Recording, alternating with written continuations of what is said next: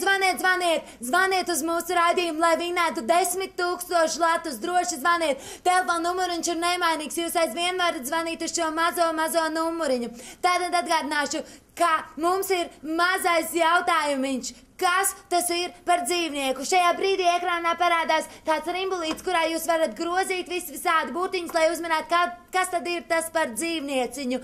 Tātad atgādināšu, tas ir tāds mazs dzīvnieciņš ar tādu tā kā lipiņu aizmugurē un skaistām mūsiņām. Jā, mums ir pirmais zvanītājs. Jā, halo!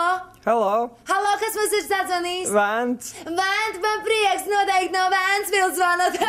Nē, no Alūkstes. Nekas arī labi. Sakiet, lūdzu, kas tad ir tas par dzīvnieciņu? Tas ir ķazis. Tas nav ķēzīs. Paldies, ka piezvanījāt. Mēģināt vēlreiz, nekas. Varat arī uz mājas numuru man zvanīt. Tātad mēģinām tomēr aizvien uz šo numuru zvanīt. Tātad atgādināšu, ka šis dzīvnieks mums ēd burkānus. Ēd burkānus šis dzīvnieks. Mēģinām uzsvērt šo vienkāršo 3 ciparu kombināciju un sazvanīt man šeit studijā.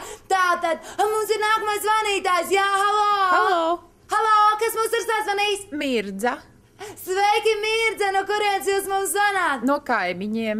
Ļoti patīkam, nu tad atbildiet vienkāršo mazo jautājumu, kas tas ir par dzīvnieku? Un tas ir? Ķāzis. Tas nav ķāzis, bet paldies, Mirdziņ, ka jūs mums zvanījāt. Mēs gaidām nākamo jautājumu. Atbildi. Mums ir arī nākamais zvanītājs. Jā, paldies, lūdzu, klausos.